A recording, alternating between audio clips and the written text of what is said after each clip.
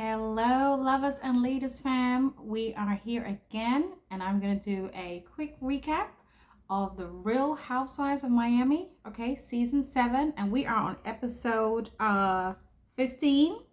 Yes, 15, Birthday Blue Cruise. Have you guys actually watched this? Let me know in the comment section, okay? Let me know in the comment section.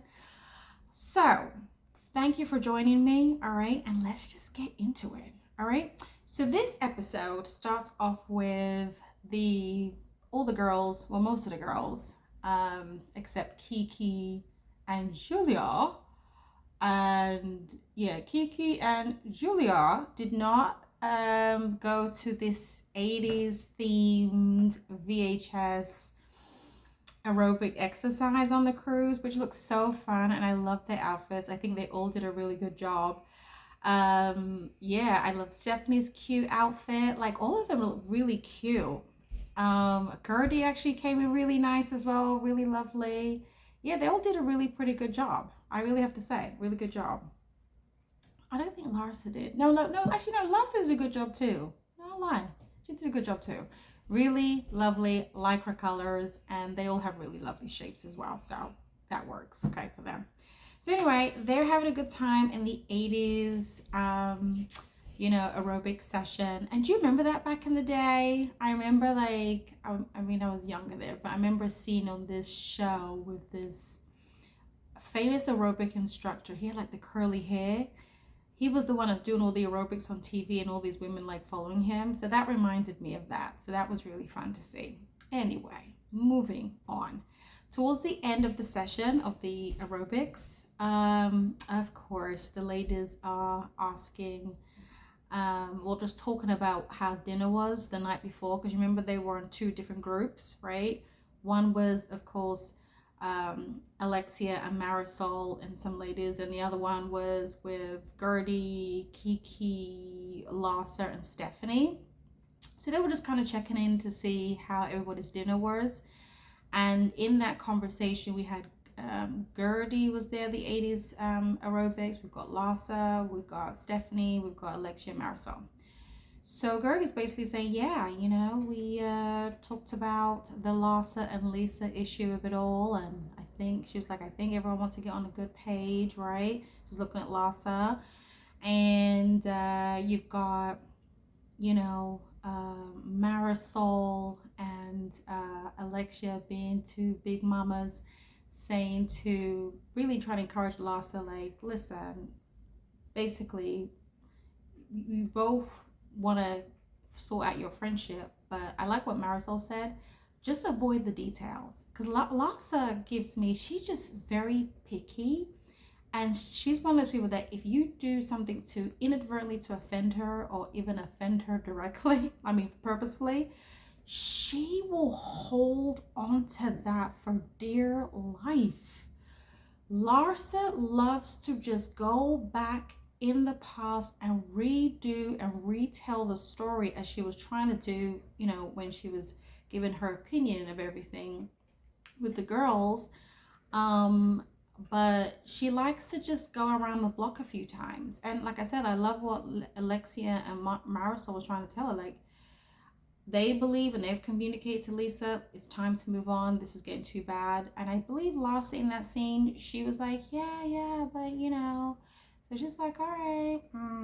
But I like what Marysol said. If you just avoid the details, you both can move on. All right. And that's a good lesson too. Like, just in life. If you really want to reconcile and move on with your relationships, less on the details. Especially if you've talked about it like how many times, over and over and over again. It's just not worth going to the details. You're going to have to make a decision. Do you want to save the relationship, or you don't, right? All right. Then we move, onto a scene with Kiki and Julia, tanning out in the deck of the cruise. And I don't know what Kiki just seems to want to have this identity of being the overly sexed person. She's just doing something with her hoo-ha, okay, and just allowing that to tan, I guess, like she said. You got Julia with her braids again. Okay. And then you got Stephanie join them out on the deck, all right, when they were like sunbathing after the 80s aerobics thing. So Stephanie joins them, and you know, Kiki's like, oh, Stephanie, you look really great and beautiful. And then Guerdy comes out to join, Adriana comes out to join, but when Adriana comes out, she just doesn't look so happy. You know, she doesn't look so happy. She's got those birthday blues, you know, as they go through this trip. She's just not being happy at all, you know, and I don't blame her. You know, let me know in the chat. Sometimes as you get older in life, you don't want to always celebrate your birthday. And for women, it's often, or most of the time, there's certain things you wanted to accomplish or have at a particular age and it's just not happening. So she's like, why am I celebrating? But she should celebrate. She is still alive, okay? You are still alive, and there's still opportunity to like literally have what you want. But anyway, I hope she gets cheered up as we go through the episode. All right, so, you know, all the girls basically meet up out in the deck, and, you know, they're just kiki ha-ha-ing and stuff like that. And then at some point, there's a conversation about what to do for Adriana's birthday, right? Because, you know, they want to just talk about what to do for her birthday, and they talk about getting her a cake and things like that. So that's all good. But there's a move to a scene where Larsa and Lisa have a sit down, and finally they're talking again. So that's another finally. Here we go again. And I love Lisa. Lisa's like, we have been trying to talk all over the world because they talked in their previous girls trip, right? To Spain, and it's just like, here we go again. Now we're on a cruise. We're gonna talk again. So anyway, they sit down, they do all the nice pleasantries. You look beautiful, always look beautiful, blah, blah, blah. And then as we proceed in the conversation, Lisa's just like, you know, I'm getting a little nervous. And then, you know, Larsa's like, don't be nervous. And Lisa's like, you know, I'm feeling a little anxious. Because Lisa just to me let me know that she does not want to continue this drama anymore. All right. So she makes that kind of clear in her conversation. And then Larsa, queen of details, you know, starts to talk about, you know, I just didn't like the way you were talking about me and stuff like that. And then the producers flash back to their 80s aerobic scene when Marysol and Alexia was telling her, just don't focus on the details. And Larsa's doing the complete opposite. She's focusing on the details. This girl cannot let go. Like, whoa. It must be real tough to be in a friendship with her. Like, and she's the kind of person that gives me like, she doesn't even realize she also causes pain to somebody else, right? But she's only focused on herself. Anyway, to sum up their conversation, all right, we get to a place where Lisa's, you know, tearing up a little bit and says, I miss you. And then Larsa's like, I miss you too. And then Larsa leans over to give her a hug. And they tell each other they love each other's kids. And then Larsa then says, you know, I apologize for talking about your boyfriend. And then Lisa says, yeah, I apologize too. And then proceeds to tell her that I actually unfollowed you. And Larsa didn't know. Lisa's so cheeky, but I love Lisa. Like, that's a friend I would like to have. She's so cheeky. And she's just lighthearted. She really is lighthearted. And she's like, yeah, I unfollowed you, but I'm going to follow you back. I'm just like, why tell her? And then Larsa's like, you're so, what did she say? You're such a brat. Like, she says to Lisa, you're such a brat. Anyway, they move on, and they switch to the scene of the rest of the girls on the deck. And I forget who got the text. Someone got the text from Larsa that Larsa texts them and says, oh, we friends again. Me and Lisa are friends again. So everyone's super happy. So they all know they're going to have a really, really good time, right? So that was really nice. Now we go to the spa scene. Okay, they're gathering at the spa. It looks so beautiful. Like they had like multiple different pools with different temperatures, and I love that. Where I live here in New Jersey, there is a spa I go to that literally has all those multiple pools with multiple different temperatures, and I love it. So Kiki, as she is, she likes to be like the joker, the comedian of the group, and the over sexualized person that she. I guess I'm. Is this who she is? I just want to know, is this who she is, or she's just decided to take the identity in this show? But anyway, I love her cute pink dress, Kiki. I love it. Chef's kiss, and she has a lovely body. It's literally like a Barbie doll. All right, a Haitian Barbie doll, and beautiful figure. Anyway, she takes off the skirt, and it becomes like her whole swimming costume. She then jumps into 100 degrees Fahrenheit spa pool. Listen, I'm black too, and let's be clear, I like the heat, but 100 degrees Fahrenheit of temperature of water, she got in it by herself, and of course likes to be like the life of the party, and all the girls are like, oh my god. Even some of the girls, like Stephanie, was like basically like, Kiki, you are too much. Like, you're too hyperactive. This is supposed to be a zen moment. She's like hopping around in the different pools. And even Marysol said, like, take your time, Kiki. You do not have to, like, she was like a little kid in the candy store or an amusement park. Anyway, Kiki goes in the 100 degrees Fahrenheit pool, sits there for a few minutes, then comes out of there and dips into a 50 degrees Fahrenheit pool. What's wrong with her? Like, why does she like? I'm trying to think if I could be friends with a Kiki. I don't know.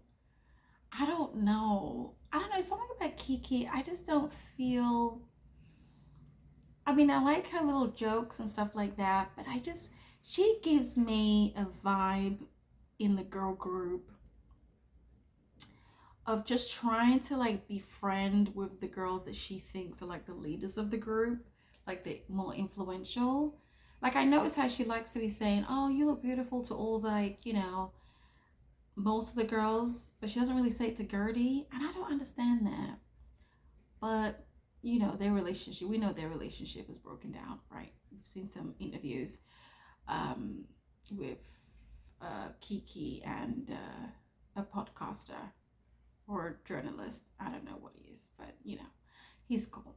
Yeah, she doesn't even talk to Guerdy anymore, so that's a shame. But that makes sense to me because I'm seeing through these episodes that she, for some reason, doesn't feel comfortable getting close to Guerdy. And I notice this as a black woman. I'm just like, what is that? Why are you just so trying to be close to the Caucasians? And there's nothing wrong with that, but it's like this aversion of being close. And you know what? Sidebar, because these girls are at work, all right? It's supposed to be their reality, but they're clocked into work. Sidebar, I've seen that, and I've heard other people say that sometimes when you get black women amongst Caucasians in the workplace, there's only like one black woman oftentimes that has this issue of being super close with another black woman, but doesn't mind being super close with the other races, especially the whites. I'm sorry, these are these cultural things that happen, but Kiki gives me that type of personality whereby she just doesn't feel comfortable getting close to another black female. And I'm not saying all blacks have to be close, but in this cast where there's majority whites and you see the whites, some of them close, right? It's like, why can't you have that same closeness? That's why I'm not surprised that she and Guerdy are not talking. Guerdy likes to talk to everybody. So I don't see that it's been a Guerdy issue. Kiki just gives me, she just likes a social climb. Like she still is very friendly with her ex-boyfriend that owns like the yacht club, even though she's not dating him. Again, she gives me social climber energy. I'm sorry, Kiki. I think you're sweet, but I just don't feel that authenticity from you. I just don't. I really don't. I just don't feel like you're being your true self, or but maybe there's reasons for that. Maybe there's reasons for that. Maybe there's reasons for that. Anyway, you know, Kiki's having a good old time going from like this one spa to another. All the girls finally join.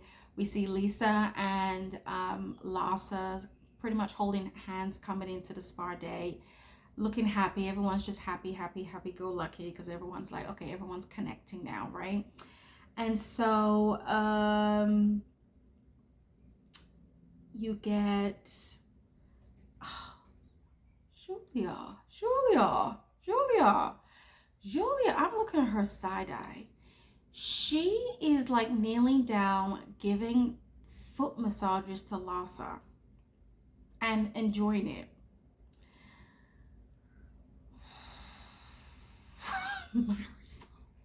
Marysol is sitting next to Larsa looking like, okay. And, you know, Julia is really enjoying it. It's making me uncomfortable. Kiki in her confessional was like, yeah, she is literally using 2 hands to just rub these 2 feet at the same time like a professional. Do you know what I mean? I remember Julia was like, yeah, she's something like she's massaging the most famous feet. Yeah, OnlyFans feet, okay? But the thing about Julia that I'm side-eyeing her about, because I believe the episode before when Larsa was like drunk, tipsy, and she's having a video call with the girls, like Marysol, Alexia, and Julia was there.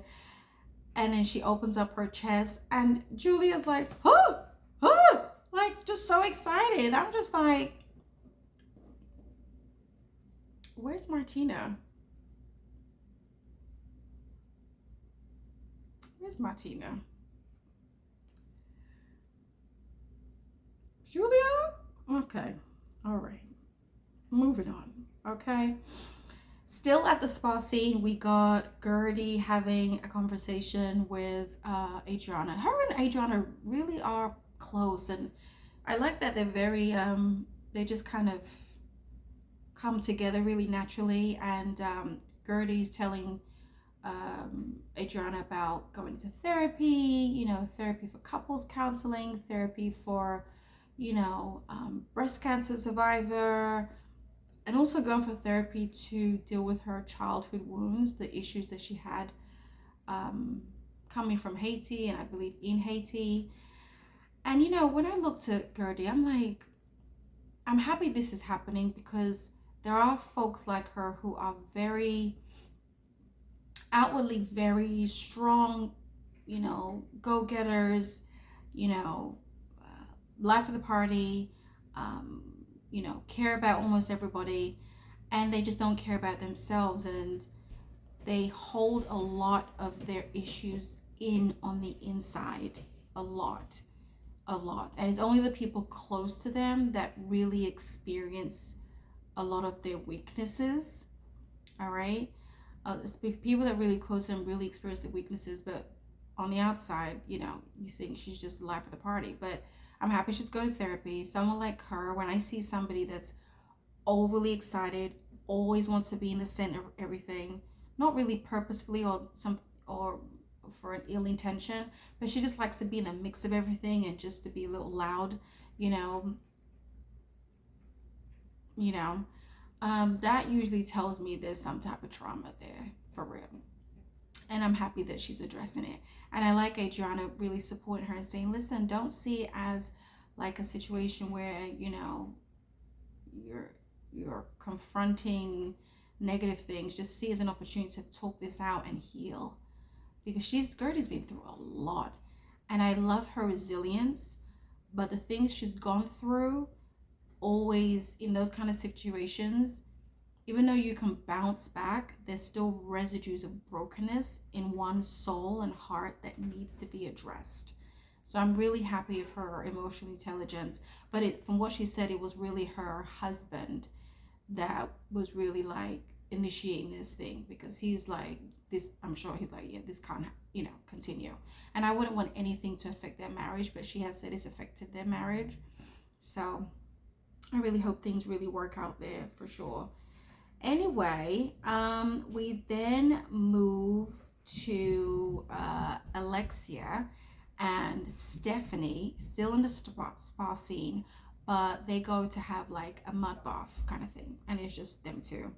And Stephanie's so sweet. She was like, I guess we do have a lot of things in common. We're the only two people that want this mud bath. And you got Alexia like, mm-hmm. She always has that long neck situation. She's just like, mm-hmm, Anyway, in their conversation, we have to address the whole,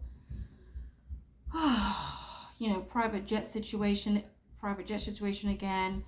And Stephanie being open and vulnerable and saying to Alexia, I can't believe that, you didn't want to join me. The girl said that, you call me bossy and blah, blah, blah. And Alexia's like, yeah, we did think you were bossy. We do think you're bossy. And, right? And then Stephanie basically goes on to even say what she said to Marysol, where she said she thought her safe space was with Larsa, Alexia, and Marysol. And when she said that, Alexia didn't flinch, didn't react to that. Interestingly, the episode before, she said the same thing to Marysol. She thought her safe space was Marysol, Larsa, and Alexia, but Marysol kind of told it straight in that scene, which is interesting. She says, don't feel safe with anyone, pretty much. Like, don't think anyone's your safe space. But I love the vulnerability with Stephanie, because she's really trying to, tap into her femininity, her soft side, right? So I love that she's being open and honest with these women, that I thought you were my safe space. But obviously from both Marysol and Alexia, they're letting you know, girl. They're letting you know, Stephanie, they are not your safe space. You don't need them to tell you again, okay? But you know what's so interesting in the conversation with Marysol and Alexia? It glides into this, atmosphere of more openness, where Stephanie, again, peeling layers and opening up to Alexia, and says, Alexia, don't take it the wrong way kind of thing, but you remind me of one of my sisters that I don't talk to. We haven't been talking to for a while. But, and I always wonder if my sister understands she hurts me, and I wonder if you know that you hurt me. And all of a sudden, Alexia just like taps into that story. Her heart opens up, and she says, basically confesses that she doesn't talk to her sister. It's been like 3 years post her mother's death, and her mother's like the glue of the family, but she doesn't talk to the sister. And we go into Alexia's confessional, where she basically says that, her and her sister used to be close, but over time she just feels like her sister judges her too much, and therefore she doesn't, tell her stuff anymore, and she just wishes her sister would just basically love her for who she is. And Alexia starts crying, and then Stephanie was like, we have so much in common. And then Stephanie is so cute. I really love Mighty Mouse. Hello, Marysol. I like Mighty Mouse, Stephanie. She's like, maybe that you can be the sister I'm not talking to, and I can be the sister that you're not talking to. Basically, a part of healing. And I thought, wow, that is so beautiful, because that actually just tipped me over and made me cry, because I can actually kind of resonate with that as well, some sisterly issues. So just for them to just open up, and Stephanie just saying, you know what, we could just be each other's sisters. And I believe there's some healing that could happen there. I really do. So actually before then, I kind of skipped this, but before then, Alexia opened up to Stephanie saying that she didn't like the fact that Stephanie was more upset with her than Marysol over not going on the private jet, because Alexia was like, it was actually Marysol that had more of an issue with you and really didn't want to get on the plane. And Stephanie's like shocked, like she didn't know that. And then Alexia let her know the reason why Marysol didn't want to go on the plane is because you had lunch with Adriana. So, Stephanie's like, what is that got to do with this? Like, what's my relationship with Adriana got to do with Marysol? Anyway, cut long story short, Alexia let Stephanie know that I like you. I don't want to make you hurt. It was really all about Marysol. So I thought that was a really interesting twist with Alexia telling on her bestie. But I have to give it to Alexia. She does tell it straight when it comes to her friends. She doesn't like to like generally lie. Like she even said, she's like the big mouth. Between her and Marysol, she's the big mouth. And Marysol and her like agree on most things, but Marysol is the one that's gonna just keep quiet. You know, those kind of friends, like you think like they have no issue with you, but they're besties with the girl that does have an issue with you, that says it, they have an issue with you, but they don't. Let me tell you something. You are the company you keep. You are the company you keep. And sometimes that very quiet one that acts like she just has no issues with you, but is friends with the one that is at least honest that they have issues with you, they're the ones that literally have more issues with you. And Alexia let it very much well known with Marysol. And I like what Stephanie said. Stephanie was like, it's always the ones that you least expect. Yeah, those are the snipers. Those sniper friends, okay? They appear quiet, but they're not really. They're loud on the inside. Anyway, moving on.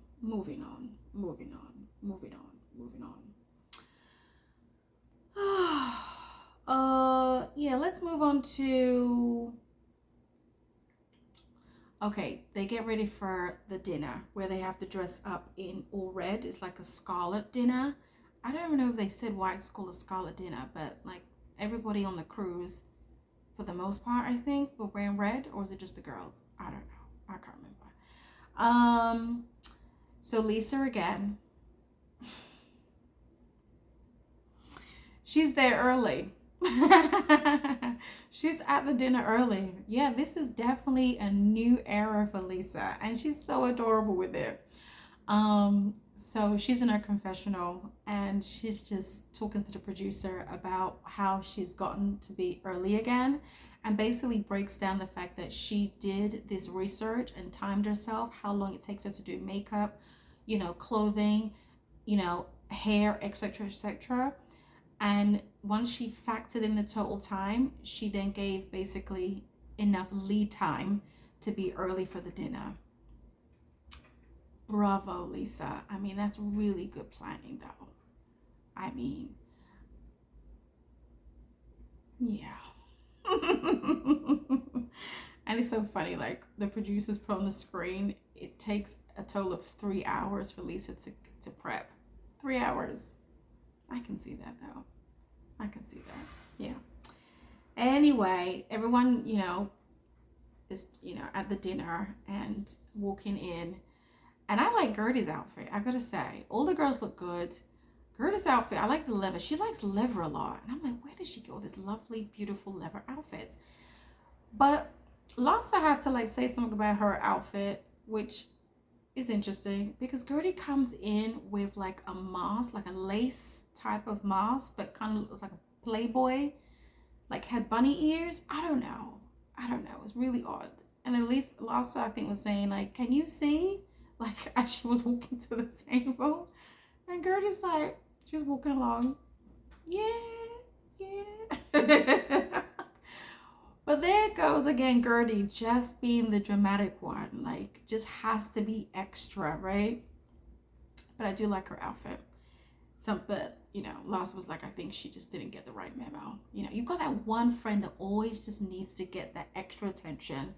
She needs to be the extra one. But this is that trauma, you know, we're going to see later on in the episode in therapy. But I could see some of that trauma of needing that attention, needed that validation. Guerdy just oozes that a lot. Okay. Anyway, Kiki at the table. Again, she's just decided to be the caricature of being over-sexualized Joker. Okay. Kiki starts this conversation with the ladies about when they last got laid. Okay. When they last got laid. I'm just like, what does that, I mean,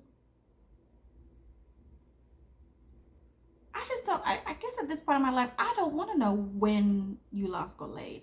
Unless you're having some like concerns or something, or you want to tell us something good. I don't care. I don't care. Do you know what I mean? It's just like, I don't care. Like, I mind my own business. I mind my own business. Anyway, Kika's like asking folks when they last got laid. And you got Guerdy, has to start first. She got laid 2 days ago. And then next you've got, who? I think you got Alexia, kind of, hesitating to say anything, but she also says she got laid two nights ago. So, Lisa's kind of like looking shocked. And then Julia is also looking shocked. And basically Alexia's like, yeah, he's still my husband. And she says to Lisa, I'm sensitive. I mean, yes, we know you're really sensitive over Todd. And Lisa's so sweet. Just like, I'm so sorry. And then Stephanie's like, see, if Mighty Mouse, because that's what Marysol calls her, Stephanie, if Mighty Mouse does it, it's I'm bossy. I'm something like that, right? So then they laugh over that. So that was funny. I guess like a nice icebreaker, right? And then Marysol asks Stephanie and Alexia, so how did your one-on-one go? Remember they were together at the mud spa, and Lisa was like, it was really smooth. Like, she was like, no arguing, and they're like, nope, no arguing at all. And Marysol was like, wow, like, really, like, really happy, and does a cheers. But is she really happy? I mean, she told the girl she was really nervous that both Stephanie and Alexia were talking and she couldn't hear. I think Marysol is just really overly anxious and cautious that her name doesn't get brought up in the conversation, because I feel like she's a bit of a control freak. Yeah, Marysol gives me she's a control freak. She does. She needs to control what information goes out about her. I mean, she used to be I guess a CEO of a PR company. So she gives me like, and I see that just effortlessly. She tries to do it. Control what people say about her. Control what maybe Alexia says in the conversation. That's why she wants to like know. She's so nosy, but for the wrong reasons. Anyway, when she cheers, you get Stephanie in the confessional saying, yeah, like, Marysol has two faces.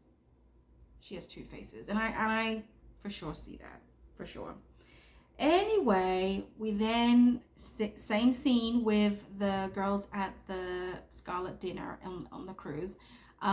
They sing happy birthday for Adriana. Adriana's not feeling it.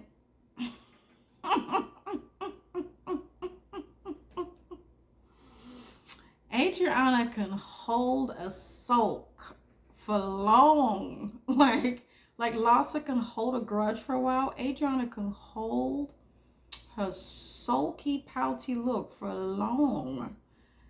They sing happy birthday. She's not feeling it at all. And they all kind of like look like, because then the cake comes out. So the hostesses of the cruise come out with a beautiful cake with a microphone image on the cake, and basically the birthday number that calculated, that summed up to 59, comes out, and they're singing for her, and she's looking like surprised and happy. But I'm sure thinking in her head, what the hell are they doing? Because I told them I don't want to celebrate my birthday. So in the confessional, she says, I really didn't want to do this. I don't like this cake at all, but I really appreciate the girls for doing this.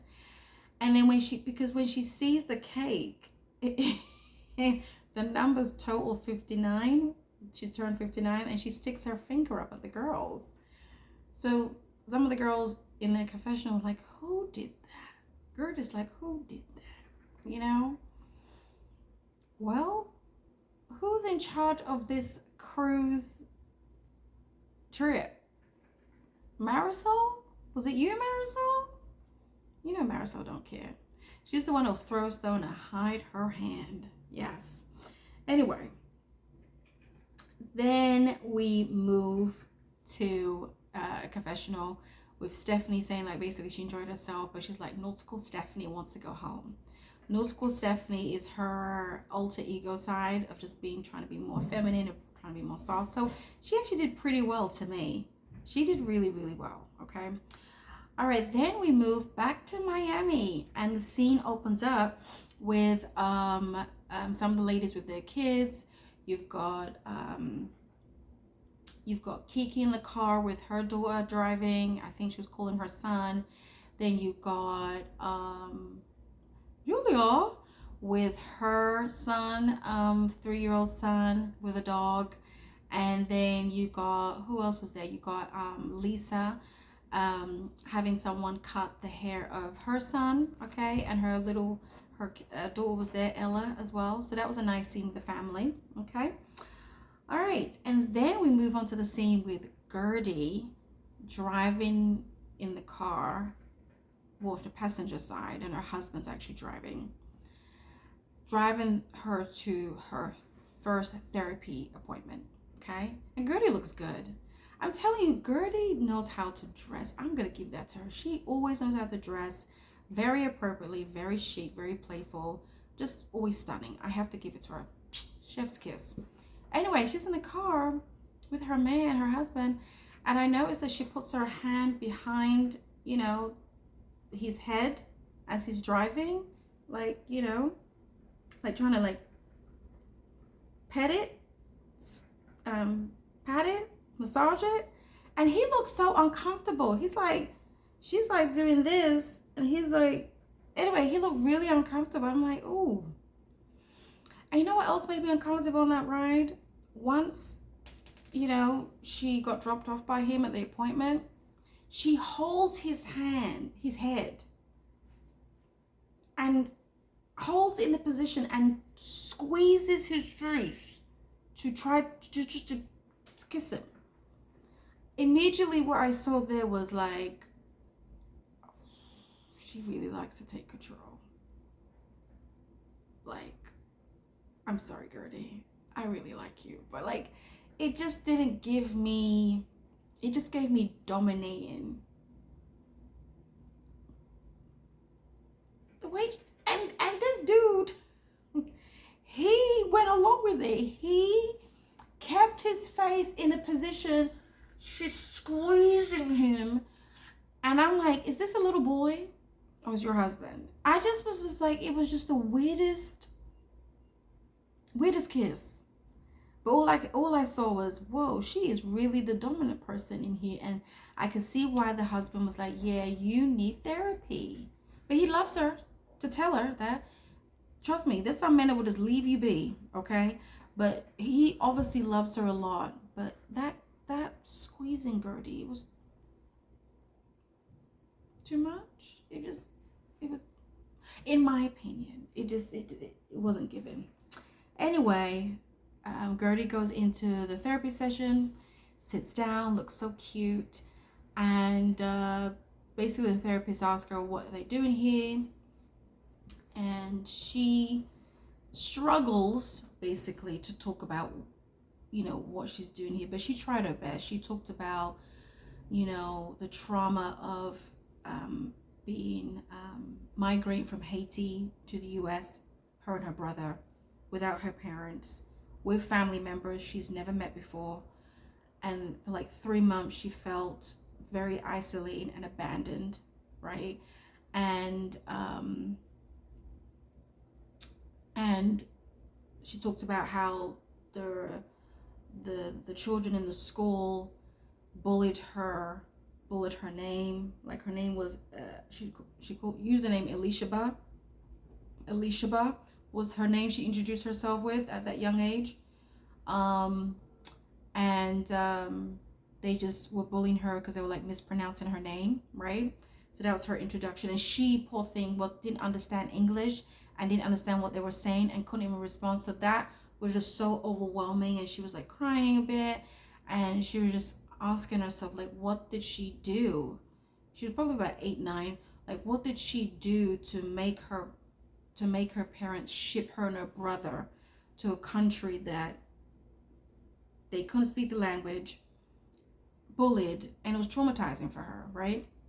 Anyway, the therapy shifted to the question about, okay, how does this trauma, this bullying, show up in your relationships now, right? And then she talks about her recent experiences with the girls on the cast.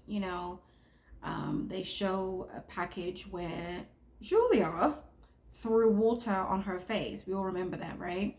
So she felt in that scene very isolated, very abandoned, and just didn't feel part of the group. So she said that was where she felt that trauma showed up again. But just basically, I could tell that Guerdy really needs this. And a lot of strong women like Guerdy that are really doing well in life, gone through some horrific situations, but because they're always a strong woman, they don't always feel vulnerable enough or comfortable enough to talk about their feelings. And people that are very close to them, like her husband, they're the ones that actually experience the trauma as well. But the people,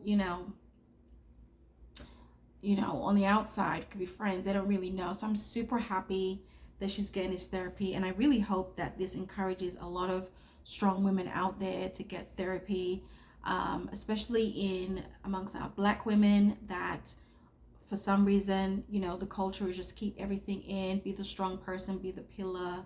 No, you're breaking on the inside. So I hope this is an encouragement and an inspiration for many of you out there, because we all need someone to have that talk therapy with, because sometimes even our family and friends are not equipped to really do that work with us. Some are, right? But having some professional help and, having a higher power to lean on. For me, my faith, in the God of love is my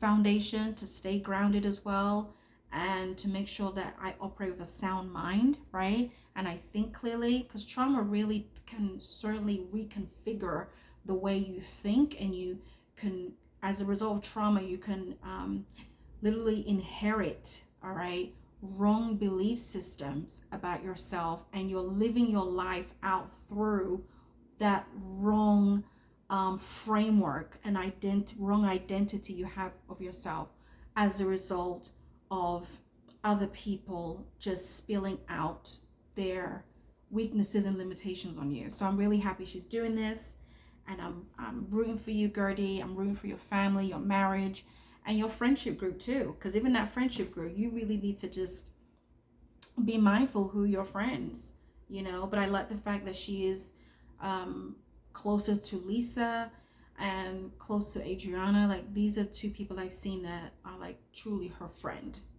truly her friend. So I'm happy she has that. And then we go to a dinner that hosted by Marysol and her husband, and Alexia's there, and Alexia's younger son is there. And pretty much in this scene, Marysol is, inquiring does Alexia's older son know about her and Todd? Because Marysol's nosy, but she's also very concerned. Her and her husband are very concerned about Alexia, how she was treated by Todd, right? And then Alexia's pretty lighthearted in the conversation. She would like to have a dinner with Todd and the boys, and she's hoping. Anyway, that scene pretty much wraps up with Todd texting her while she's at the dinner. So there's that. Okay. And then we see Stephanie and Adriana meeting up, because Stephanie, loving what she's about, because she's literally having a Christmas party for all the new girls that she's met on this cast, right? And she's invited Adriana to be the performer at the event. And as you know, in my previous episode, she's gonna have like a special drink named after Kiki, and proceeds go to Kiki's Haitian health charity organization. I just love how Stephanie supports other women. All right, I love Mighty Mouse. Okay, she's a mighty woman. Yes, she has to work on her delivery, as she was talking to, same thing she was talking to Alexia. Both of them need to work on their deliveries in communication, right? Because they're both strong women. They just need to find that softness within themselves, and I know they'll find it. But I just love her soft heart, though. Stephanie's soft heart to support other women. So that feminine nature is in you, Stephanie. So just keep going, all right? So that's really how this episode ended, all right? Oh no, actually no, it ended on a kind of a sour note, because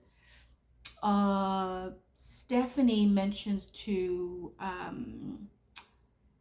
Adriana, they sat down, and Stephanie basically tells Adriana that Marysol was upset that they had lunch together or dinner together, right? That's why she didn't come on the plane.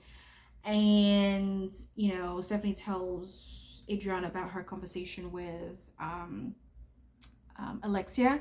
And pretty much from that conversation, she realized that, and Adriana said this, that Stephanie realizes that it's Marysol that's really the puppeteer, all right? She's the one, always giving those messages and finding things out. And it's like Alexia just really, being the mouthpiece, right? So Adriana was like, yeah, you clocked it pretty much, right?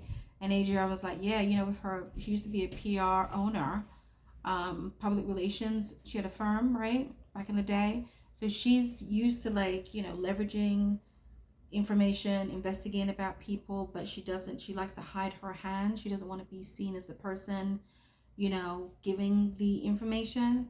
So Stephanie clocked it, and Stephanie's like, listen, if you're going to come after me, you better not miss, pretty much.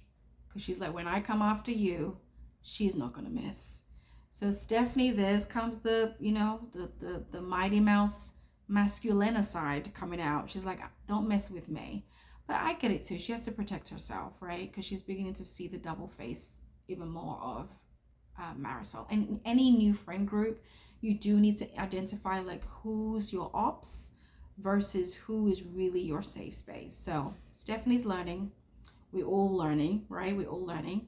And that's how the episode went. All right. Let me know if you watched it. All right. Let me know in the comment section if you watched it and what your thoughts about Stephanie, Mighty Mouse. She's a girl's girl, definitely supporting her vulnerability, Alexia's vulnerability. We've got Marysol, sniper in the corner. We've got lighthearted Lisa. Okay. She's making me laugh in this season so far. She's very lighthearted. All right.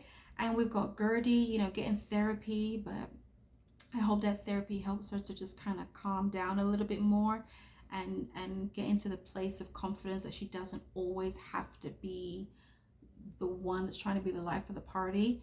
And Kiki, okay, Kiki, I think you're cool and I love your cute outfits.